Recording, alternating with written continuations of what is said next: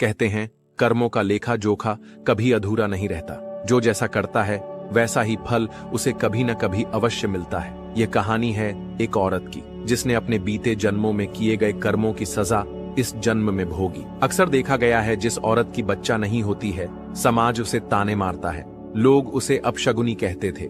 लेकिन क्या सच में यह सिर्फ किस्मत है या उसके ही कर्मों का परिणाम? चलिए इस कहानी के माध्यम से इसे समझते हैं। नमस्कार दोस्तों। एक छोटे से गांव में गरीब परिवार की बेटी राधिका रहती थी। उसके माता पिता साधारण किसान थे और राधिका उनकी इकलौती संतान थी। उन्होंने उसे बड़े लाड प्यार से पाला था।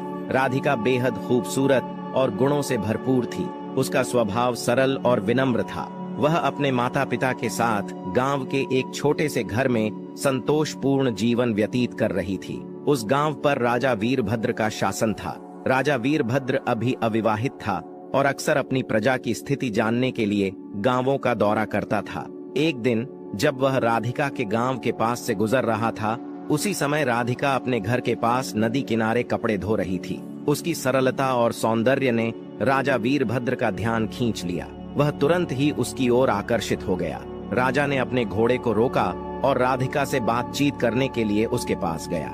लेकिन जैसे ही राधिका ने राजा को देखा, वह घबराकर अपने घर की ओर भाग गई। राजा ने उसे आवाज दी, लेकिन वह बिना कुछ कहे अपने घर के अंदर चली गई। राजा की आवाज सुनकर राधिका के पिता अर्जुन बाहर आए। उन्होंने राजा को अपने दरवाजे पर खड़ा देखा और हड़बड़ा गए। उन्होंने हाथ जोड़कर कहा, महाराज, आप हमारे घर पर कैसे आए? क्या हमसे कोई गलती हुई? राजा ने मुस्कुराते हुए कहा, नहीं अर्जुन, तुम्हारी कोई चूक नहीं है, बल्कि मैं एक विशेष कार्य के लिए यहाँ आया हूँ। अर्जुन ने कांपते हुए पूछा, क्या हुक्म है महाराज? राजा ने गंभीरता से कहा, तुम्हारी बेटी राधिका मुझे पसंद है, मैं उससे विवाह करना चाहता हूँ। अर्जुन यह सुनकर हैरान रह गए। वह एक साधारण किसान थे और राजा का प्रस्ताव ठुकराना उनके लिए संभव नहीं था। उन्होंने सोचा कि उनकी बेटी अब राजमहल में रानी के रूप में सुखी जीवन जिएगी। यह सोचकर उन्होंने हामी भर दी। राजा वीरभद्र ने राधिका के विवाह के लिए भव्य तैयारियां की। पूरे राज्य में यह खबर फैल गई कि राजा ने एक साधारण किसान की बेटी से विवाह करने का निश्चय किया है। कुछ ही दिनों में विवाह संपन्न हुआ और राधिका राजमहल आ गई। शादी के बाद के शुरुआती दिन बेहद सुखद थे। राजा वीरभद्र का राधिका के प्रति व्यवहार बहुत अच्छा था। समय के साथ राधिका ने एक पुत्र को जन्म दिया। पूरे राजमहल में खुशियों का माहौल था। विवाह के 6 वर्ष बीत गए। राधिका का पुत्र अब 5 साल का हो गया था। लेकिन इस बीच राजा का मन धीरे धीरे राधिका से हटने लगा। एक दिन राजा की नजर एक अन्य महिला पर पड़ी जो राधिका से अधिक आकर्षक थी। राजा ने जल्द ही उससे विवाह कर लिया और उसे राजमहल में ले आया। नई रानी के आने के बाद राधिका का जीवन मुश्किलों से भर गया।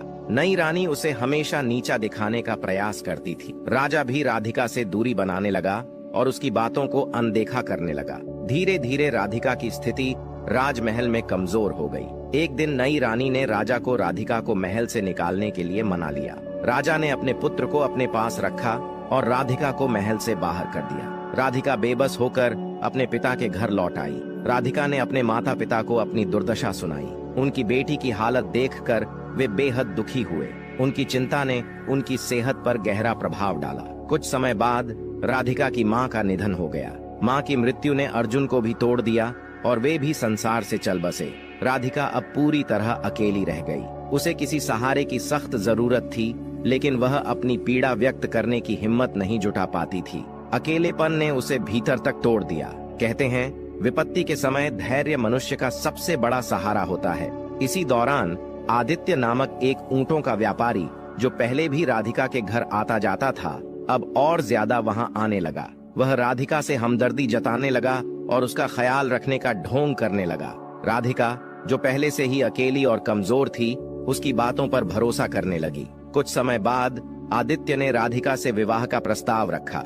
राधिका, जो किसी सहारे की तलाश में थी, ने इस प्रस्ताव को स्वीकार कर लिया।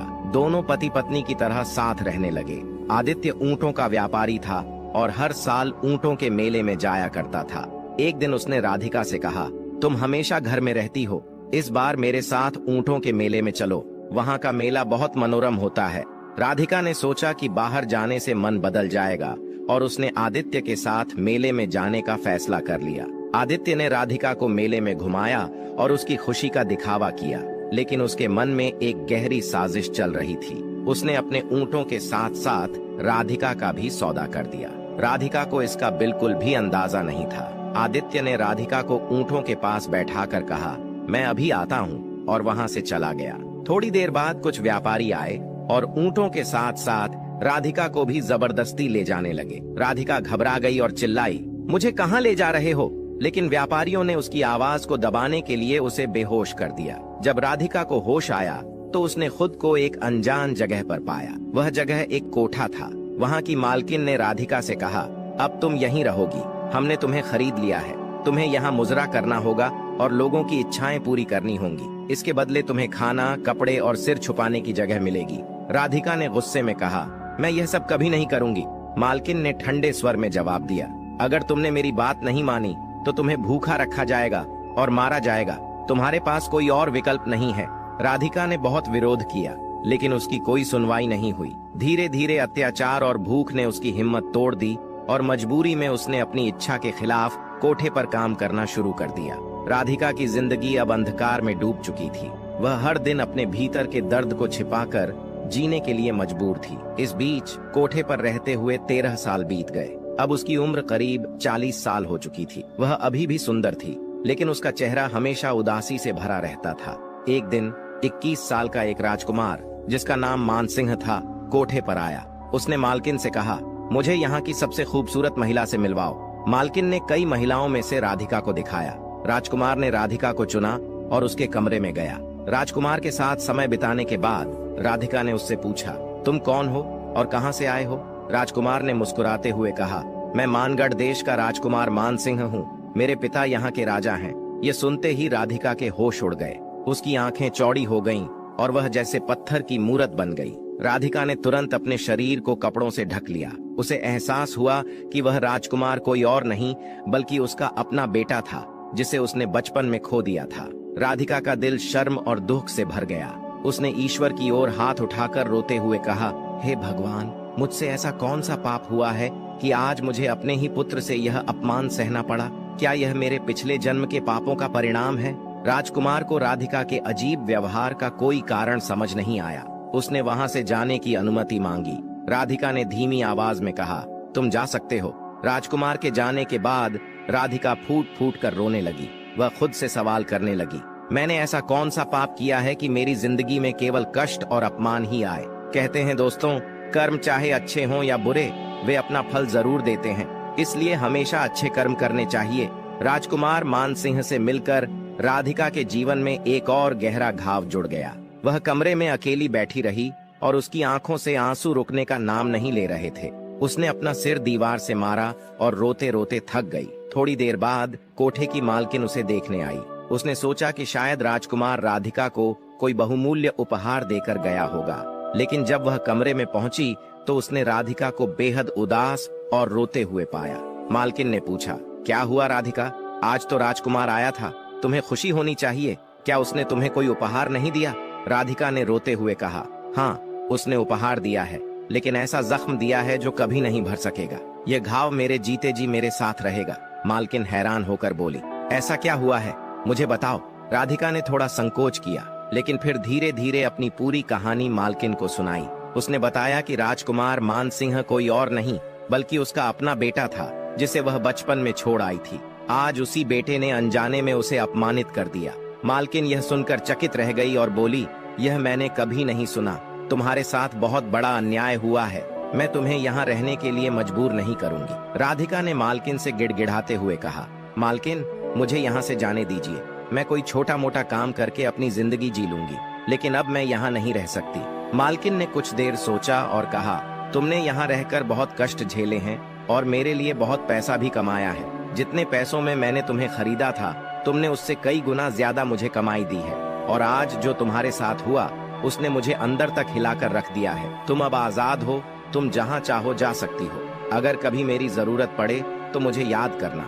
राधिका ने मालकिन के पैरों में गिरकर धन्यवाद दिया और कहा, अब मुझे और क्या कष्ट झेलने हैं, यह जानने के लिए ही मैं जिंदा हूँ। मैं हार नहीं मानूंगी। राधिका कोठे से बाहर निकल आई। उसके पास ना तो रहने का कोई ठिकाना था और न ही खाने का कोई साधन। वह कुछ दिनों तक सड़कों पर भटकती रही। भूख और प्यास से बेहाल होकर एक दिन वह एक नीम के पेड़ के नीचे जाकर लेट गई। उसकी हालत इतनी खराब हो गई थी कि गली के कुत्ते उसके पास आकर उसका चेहरा चाटने लगे, लेकिन राधिका को इसका कोई एहसास नहीं था। उसी समय एक दयालु महिला जो दूध और छाछ बेचती थी वहां से गुजर रही थी। जब उसने राधिका को इस हालत में देखा तो उसके दिल में दया आ गई। उसने कुत्तों को भगाया और राधिका को उठाया। उसने पूछा, तुम कौन हो बहन? तुम्हारी ऐसी हालत कैसे हो गई? लेकिन राधिका का गला सूख चुका था, वह कुछ बोल नहीं पाई। महिला ने तुरंत अपना गिलास निकाला और उसमें दूध भरकर राधिका को पिलाया। राधिका ने थोड़ा दूध पिया और कुछ दूध उसके मुंह से बाहर गिर गया। महिला ने कहा, तुम मेरे साथ चलो, मेरे घर आओ, वहां नहाओ, खाओ और आराम करो। तुम इस हालत में यहाँ नहीं रह सकती। राधिका ने कोई प्रतिक्रिया नहीं दी, लेकिन महिला ने उसे सहारा देकर अपने घर ले जाने का फैसला किया। महिला ने राधिका को अपने घर लाकर उसे नहलाया, अच्छे कपड़े पहनाए और खाना खिलाया। धीरे धीरे राधिका को होश आया। महिला ने प्यार से पूछा, बहन अब बताओ तुम कौन हो और तुम्हारे साथ क्या हुआ? राधिका ने सिर झुका लिया और वह अपनी पूरी कहानी बताने से हिचकिचा रही थी, लेकिन महिला के प्यार और सहानुभूति ने उसका मन खोल दिया और उसने अपनी जिंदगी के सारे दुख महिला को सुना दिए। महिला की आंखों में आंसू आ गए और उसने कहा, तुम मेरी बहन हो। मेरा पति अब इस दुनिया में नहीं है और मैं अपने बेटे के साथ अकेली रहती हूँ। तुम मेरे साथ रहो, हम मिलकर अपना जीवन काटेंगे। राधिका ने कहा, मैं तुम्हारे लिए बोझ नहीं बनना चाहती। मेरे जीवन के कांटे तुम्हें भी चुभ सकते हैं, मैं अकेले ही ठीक हूँ। महिला ने उसके कंधे पर हाथ रखा और कहा, बहन दुख बांटने से कम होते हैं, तुम मेरी चिंता मत करो। मेरे साथ रहोगी तो हम मिलकर सभी मुश्किलों का सामना करेंगे। राधिका ने महिला की बात मानी और उसके साथ रहने लगी। राधिका घर के कामों को संभालने लगी, जबकि गुजरी दूध बेचने जाती थी। चूंकि अब परिवार में एक सदस्य और जुड़ गया था, गुजरी को ज्यादा मेहनत करनी पड़ती थी। राधिका ने यह सब देखा और एक दिन गुजरी से कहा, बहन अगर मैं भी तुम्हारे साथ दूध और छाछ बेचने जाऊं तो हमारा गुजारा बेहतर हो सकता है। गुजरी ने मना किया, तुम घर पर ही रहो, बाहर का काम मेरे लिए ठीक है। राधिका मुस्कुराते हुए बोली, हम दोनों मिलकर मेहनत करेंगे तो पैसे भी ज्यादा मिलेंगे और तुम्हारा बोझ भी कम होगा। अंततः गुजरी मान गई। अब दोनों मिलकर काम करने लगी। सुबह बच्चे को स्कूल भेजने के बाद दोनों दूध बेचने जाती और बच्चे के लौटने तक घर का काम भी निपटा लेती। 3 महीने इसी तरह बीत गए। एक दिन गुजरी दूध बेचने जा रही थी जब अचानक रास्ते में उसका संतुलन बिगड़ गया और दूध का घड़ा गिरकर टूट गया। गुजरी जमीन पर बैठकर रोने लगी और बोली, अब क्या करूं? आज सारा दूध बर्बाद हो गया। राधिका ने उसे संभालते हुए कहा, बहन दूध के लिए क्यों दुखी हो रही हो? मेरा पूरा जीवन तो नष्ट हो चुका है, फिर भी मैं खड़ी हूँ। चलो घर चलते हैं। गुजरी ने पैर में चोट लगने की शिकायत की। राधिका ने उसे सहारा देकर घर पहुंचाया और हल्दी तेल लगाकर उसकी पट्टी की। अब दूध बेचने का सारा काम राधिका अकेले संभालने लगी, क्योंकि गुजरी की चोट ठीक नहीं हो रही थी। 10 दिन बीत गए, लेकिन जख्म बढ़ता ही गया। अब गुजरी का शरीर कमजोर होने लगा था। राधिका दिन रात उसकी सेवा करती, बच्चे का ख्याल रखती और बाहर का काम भी संभालती। धीरे धीरे 6 महीने बीत गए। एक दिन गुजरी की हालत बहुत बिगड़ गई और उसने अपनी आखिरी सांस ली। राधिका के लिए यह बहुत बड़ा झटका था। गुजरी ने उसे अपनी बहन माना था और अब वही बहन उसे छोड़कर चली गई थी। गुजरी के बेटे की देखभाल अब राधिका की जिम्मेदारी थी। बच्चा अपनी माँ की मौत के बाद चिड़चिड़ा और उदास रहने लगा। वह बार बार अपनी माँ के बारे में पूछता। राधिका उसे समझाती, तुम्हारी माँ भगवान के पास गई हैं, वह कुछ दिनों में वापस आ जाएंगी। धीरे धीरे बच्चे ने राधिका को अपनी माँ मान लिया। समय बीतता गया और बच्चा बड़ा हो गया। अब वह 18 साल का हो चुका था और काम में राधिका की मदद करने लगा। एक दिन लकड़ियां लेने के लिए राधिका और गुजरी का बेटा पास की पहाड़ी पर गए। वहां एक सूखा पेड़ था जिसकी लकड़ियां काटने के लिए राधिका उस पर चढ़ गई। लकड़ी काटते समय जिस टहनी पर वह खड़ी थी वह टूट गई। राधिका नीचे गिरते हुए पहाड़ी से लुढ़ककर घने जंगल में गिर गई। बेटा यह देखकर घबरा गया और उसने पहाड़ी के नीचे झांका, लेकिन राधिका कहीं नजर नहीं आई। डर और घबराहट में वह गांव लौट आया और सबको यह बात बताई। राधिका पहाड़ी से गिरकर दलदल में फंस गई थी। वह गर्दन तक दलदल में धंसी हुई थी। 10 दिनों तक उसने वहां संघर्ष किया। जंगली जानवर उसके पास आते, लेकिन दलदल में होने के कारण वह उससे दूर रहते। एक दिन आदिवासियों का एक झुंड वहां से गुजर रहा था। उन्होंने राधिका को दलदल में फंसा देखा और बड़ी मुश्किल से उसे बाहर निकाला। वह अब भी जीवित थी, लेकिन गंभीर रूप से घायल थी। उसके दोनों पैर टूट चुके थे आदिवासियों ने उसे अपने कबीले में ले जाकर उसकी देखभाल शुरू की। राधिका को आदिवासियों ने दलदल से तो बचा लिया था, लेकिन उसकी हालत गंभीर थी। उसके पैरों की हड्डियां इतनी बुरी तरह टूट चुकी थीं कि उन्हें ठीक करना संभव नहीं था। आदिवासियों ने उसका उपचार किया, लेकिन अंततः उसकी दोनों टांगें काटनी पड़ी। राधिका ने इस बात को ईश्वर की इच्छा मानकर स्वीकार कर लिया। धीरे धीरे वह आदिवासियों की भाषा और इशारों को समझने लगी। वहाँ की एक बुजुर्ग महिला जो ध्यान और आध्यात्मिक विद्या में निपुण थी, राधिका का बहुत ख्याल रखती थी। राधिका को पता चला कि वह महिला एक विशेष ध्यान विधि जानती थी, जिससे व्यक्ति अपने अतीत को देख और समझ सकता है। राधिका ने जिद की कि वह अपने पूर्व जन्म के बारे में जानना चाहती है। बुजुर्ग महिला ने उसे समझाया, यह ठीक नहीं होगा। अपने अतीत में झांकने से अक्सर व्यक्ति वर्तमान में भी शांति खो देता है। जो प्रकृति ने भुला दिया है, उसे भूल जाना ही बेहतर होता है। लेकिन राधिका ने अपनी बात पर जोर देते हुए कहा, मैं जानना चाहती हूँ कि मेरे जीवन में इतने दुख क्यों हैं? मैंने क्या ऐसा किया है जिसके कारण मुझे यह सब सहना पड़ रहा है? अगर अतीत जानने से और दुख मिलेगा तो मैं उसे भी सह लूंगी। बूढ़ी महिला ने उसे ध्यान की एक कठिन प्रक्रिया सिखाई। उसने कहा, तुम्हें हर पल को याद करते हुए अपने अतीत तक पहुंचना होगा। यह साधना 3 से 4 वर्षों तक चलेगी। राधिका ने पूरी लगन के साथ ध्यान विधि का अभ्यास शुरू किया। धीरे धीरे उसने अपने जीवन के गुजरे हुए पल याद करना शुरू किया। 3 वर्षों की साधना के बाद राधिका अपने पिछले जन्म में पहुंच गई। उसने देखा कि उसका नाम रूपा था और वह एक साधारण परिवार की सदस्य थी। उसके जीवन का सबसे बड़ा दुख यह था कि उसे संतान सुख नहीं मिला था। इस वजह से वह गहरे मानसिक अवसाद में चली गई थी। गांव के लोग उसे ताने देते थे और उसकी यह स्थिति उसे भीतर से तोड़ने लगी थी। अपनी निराशा और दुखों से बचने के लिए रूपा ने किसी साधु की सलाह पर कुछ विशेष अनुष्ठान शुरू किए। उसे विश्वास दिलाया गया कि यह अनुष्ठान उसके जीवन में खुशियां लाएंगे। उसे बताया गया कि अगर वह 21 बच्चों की बलि देगी तो उसे संतान प्राप्त हो सकती है। रूपा ने वैसा ही किया। गांव के 21 बच्चों को उसने चुराकर मार डाला। किसी तांत्रिक के झांसे में आकर वह खुद निसंतान थी।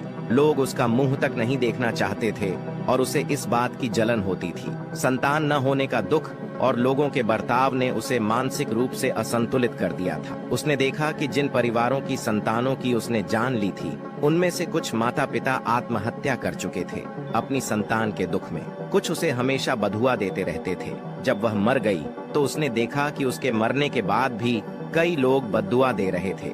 उनकी बद्दुआ से उसकी आत्मा को पीड़ा हो रही थी। उसने उन सभी घरों में प्रवेश किया जहां उसने बच्चों को उठाया था। वहां उसने देखा कि कुछ घर बर्बाद हो चुके थे और कुछ अभी भी बिना संतान के थे। लेकिन वे लोग अब बुजुर्ग हो चुके थे और हमेशा उसे गालियां देते रहते थे। अब वह पहले से भी अधिक दुखी हो गई। अब उसके लिए पूर्व जन्म में वापस जाना नामुमकिन था, क्योंकि उसकी मदद उस बूढ़ी महिला आदिवासी ने की थी। लेकिन अब उसी शरीर में लौटना असंभव था। राधिका को यह एहसास हुआ कि उसका अतीत ही उसकी वर्तमान स्थिति का कारण था। उसने सोचा, अगर मैंने अपना अतीत नहीं देखा होता तो मेरा मन शायद शांत रहता। बूढ़ी महिला ने सही कहा था कि प्रकृति ने हमें भूलने की शक्ति दी है और हमें उसे अपनाना चाहिए। अब वह अपनी गलतियों का प्रायश्चित करना चाहती थी। उसी गांव में एक तांत्रिक आया था जो भटकती आत्माओं को वश में कर सकता था। उसने अपने तंत्र मंत्र के जरिए आसपास की आत्माओं को अपने नियंत्रण में लेना शुरू किया। जब तांत्रिक ने राधिका की आत्मा को महसूस किया तो उसने उसे वश में कर लिया। तांत्रिक आत्माओं का इस्तेमाल अपने स्वार्थ के लिए करता था। जब राधिका की बारी आई तो उसने तांत्रिक से रोते हुए कहा, मैंने पहले ही अपने जीवन में कई गलतियां की हैं, मुझसे अब और गलत काम मत करवाओ। राधिका ने अपनी पूरी कहानी तांत्रिक को बता दी और उससे प्रार्थना की, मुझे यहाँ से मुक्त कर दो और मेरे शरीर में वापस जाने का कोई तरीका बताओ। तांत्रिक ने कहा, तुम्हारा दुख देखकर मैं तुमसे और कोई काम नहीं करवाऊंगा, लेकिन मेरे पास ऐसी कोई विद्या नहीं है जिससे तुम्हें तुम्हारे शरीर में वापस भेज सकूं। यह सुनकर राधिका निराश हो गई और फिर से भटकने लगी। इसी दौरान उसी नगर में एक संत आए जो रात भर वहां रुके थे। वे उस कुम्हार के गुरु थे जो राधिका के पूर्व जन्म का पति था। कुम्हार अब 80 वर्ष का हो चुका था और अकेले रहता था। रात में संत और कुम्हार ईश्वर का गुणगान कर रहे थे। राधिका की आत्मा वहीं भटक रही थी। संत को महसूस हुआ कि वहां कोई आत्मा मौजूद है जो मोक्ष की कामना कर रही है। संत ने कुम्हार से कहा, यहाँ तुम्हारी पूर्व पत्नी की आत्मा भटक रही है, वह अपनी मुक्ति चाहती है। कुम्हार ने चौंकते हुए पूछा, मेरी पत्नी?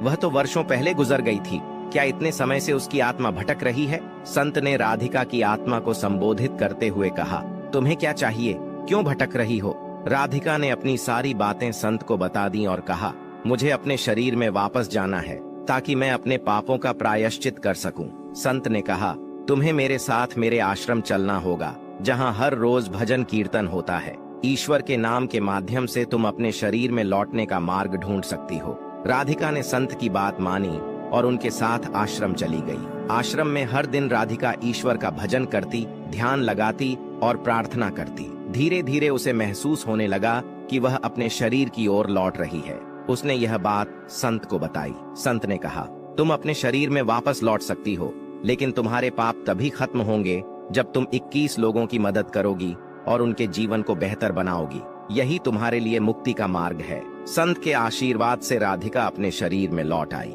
जब उसने आंखें खोलीं, तो उसका शरीर बहुत कमजोर और घायल था।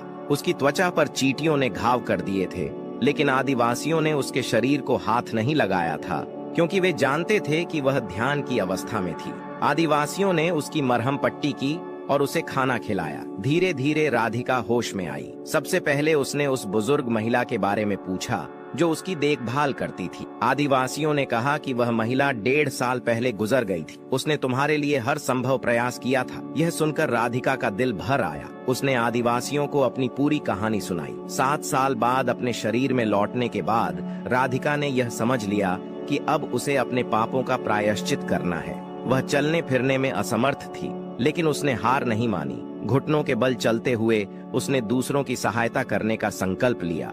उसने सोचा, ईश्वर ने मुझे एक और मौका दिया है, मैं इसे व्यर्थ नहीं जाने दूंगी। राधिका ने जंगल में भटकते हुए कई कठिनाइयों का सामना किया। उसके शरीर में घाव थे और वह दोनों पैरों से लाचार थी, लेकिन घुटनों के बल चलने को मजबूर थी। फिर भी उसने साहस नहीं खोया।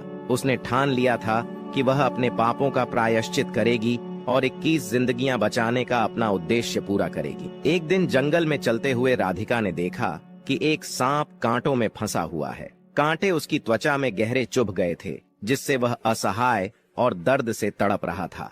राधिका ने सोचा कि वह इस सांप की मदद कर सकती है। सांप ने जैसे ही राधिका को अपनी ओर आते देखा, उसने फन उठाकर फुफकारना शुरू कर दिया। राधिका डर गई, लेकिन फिर भी उसने साहस दिखाया। उसने पास पड़े एक लंबे डंडे से धीरे धीरे सांप को कांटों से बाहर निकालने की कोशिश की। सांप पहले बहुत गुस्से में था, लेकिन धीरे धीरे वह शांत हो गया। राधिका ने अपने कपड़े का एक टुकड़ा सांप पर डालकर उसके शरीर से कांटे निकाल दिए। सांप को राहत मिली और उसने राधिका को धन्यवाद देने के लिए अपनी फुफकार धीमी कर ली। राधिका को महसूस हुआ कि उसने एक जीवन बचाया है। उसने सोचा, शायद ईश्वर ने मुझे इसी उद्देश्य के लिए जीवित रखा है। कुछ दिन बाद राधिका जंगल में एक शिकारी से मिली। उसने देखा कि शिकारी अपने कंधे पर एक हिरण का बच्चा लटकाए हुए जा रहा था। यह दृश्य देखकर राधिका का दिल पसीज गया। उसने शिकारी से कहा, भाई, इस मासूम जानवर को छोड़ दो, इसे भी अपनी जिंदगी जीने का हक है। शिकारी ने कहा, मैं इसे बेचकर अपना गुजारा करता हूँ, यह मेरा काम है। इसे छोड़ दूंगा तो मैं और मेरा परिवार भूखा रहेगा। राधिका ने उसे समझाने की कोशिश की, भाई, इन जीवों को मारने की बजाय तुम जंगल से लकड़ियां काटकर या फल फूल तोड़कर बेच सकते हो। यह भी एक ईमानदार काम है। जानवरों को मारना गलत है, उन्हें भी ईश्वर ने हमारे जैसा जीवन दिया है। शिकारी पर राधिका की बातों का गहरा असर हुआ। उसने हिरण के बच्चे को छोड़ दिया और वादा किया कि वह अब कभी किसी जानवर को नहीं मारेगा। राधिका बहुत खुश हुई। उसने सोचा, शायद अब इस शिकारी का जीवन बदल जाएगा और इसके साथ कई जानवरों की जिंदगी भी बच जाएगी। राधिका ने ठान लिया कि वह हर दिन जंगल में जाएगी और किसी जरूरतमंद की मदद करेगी। उसे पता था कि यही उसका प्रायश्चित है। राधिका ने जंगल में भटकते हुए यह संकल्प किया कि वह अब हर दुखी प्राणी की सहायता करेगी। एक दिन चलते चलते उसने देखा कि एक भेड़िया झाड़ियों में फंसा हुआ है। उसके पैरों में गहरे कांटे चुभे हुए थे। वह दर्द से कराह रहा था और लंबी आवाजें निकाल रहा था। राधिका पहले तो डर गई। वह भेड़िए से थोड़ी दूरी पर बैठ गई और उसे देखती रही। भेड़िया भी उसे देख रहा था। कुछ देर बाद भेड़िया अपनी आवाज को धीमा करते हुए उसकी तरफ देखने लगा, जैसे कह रहा हो, मुझे मदद चाहिए। मैं तुम्हें कोई नुकसान नहीं पहुंचाऊंगा। राधिका ने धीरे धीरे डर पर काबू पाया और भेड़िए के पास जाने का साहस किया। उसने अपने कांपते हाथों से उसके सिर पर धीरे से हाथ रखा। भेड़िया बिल्कुल शांत था। राधिका ने उसके पैरों से कांटे निकाले। भेड़िए को तुरंत आराम मिला। भेड़िया कुछ दूर चला, फिर वापस आया और राधिका के हाथ चाटने लगा। ऐसा लग रहा था जैसे वह अपनी भाषा में उसे धन्यवाद दे रहा हो। इसके बाद वह भेड़िया जंगल की ओर चला गया। यह घटना राधिका के लिए बहुत खास थी। उसने पहली बार महसूस किया कि जानवरों में भी भावना और प्रेम होता है। उसने सोचा, अगर मैं इन्हें थोड़ा सा सहारा दे सकती हूँ तो क्यों न अपना जीवन इसी काम में लगाऊं। इसके बाद राधिका ने ठान लिया कि वह हर जीव की मदद करेगी, चाहे वह इंसान हो, जानवर हो या पेड़ पौधे।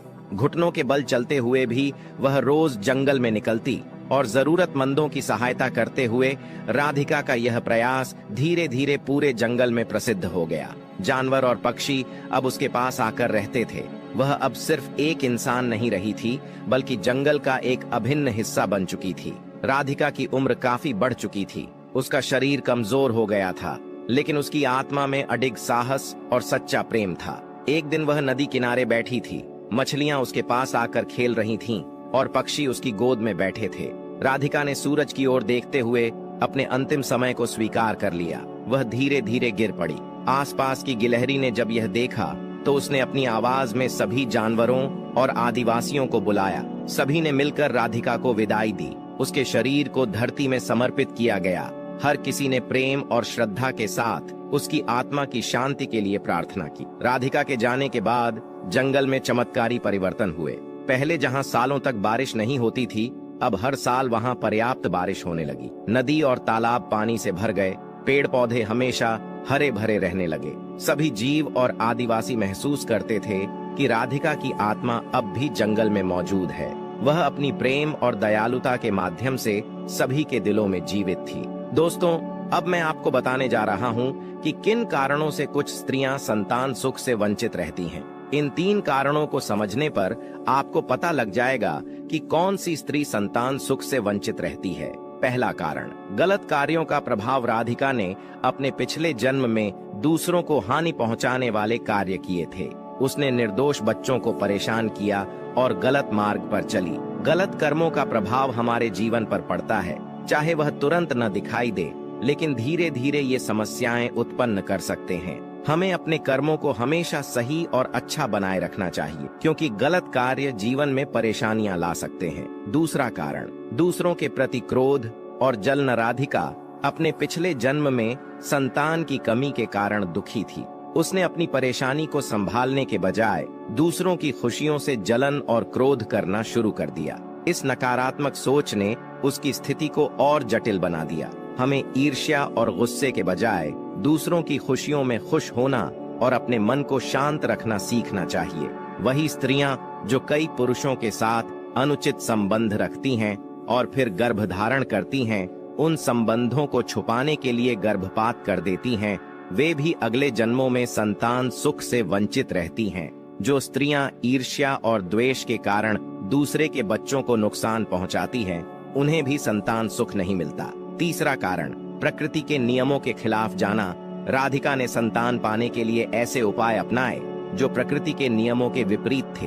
उसने धैर्य और समझदारी से काम नहीं लिया, जिसके कारण उसकी स्थिति और भी कठिन हो गई। हमें हर समस्या को धैर्य और सहजता से स्वीकार करना चाहिए। गलत रास्तों को अपनाने से हमारी परेशानियां हल होने के बजाय और बढ़ सकती हैं। तो दोस्तों, आज की हमारी कहानी यहीं समाप्त होती है। आपको यह कहानी कैसी लगी, कमेंट में लिखकर हमें जरूर बताएं। हम उम्मीद करते हैं कि आपको यह कहानी पसंद आई होगी और आपको इससे कुछ प्रेरणा मिली होगी। दोस्तों, मिलते हैं अगली वीडियो में एक और नई कहानी के साथ। तब तक के लिए दोस्तों, आप सभी से निवेदन है कि अपना और अपने माता पिता का और अपने सभी घर परिवार वालों का ख्याल रखें। वीडियो अंत तक देखने के लिए आपका बहुत बहुत धन्यवाद। जय श्री कृष्ण।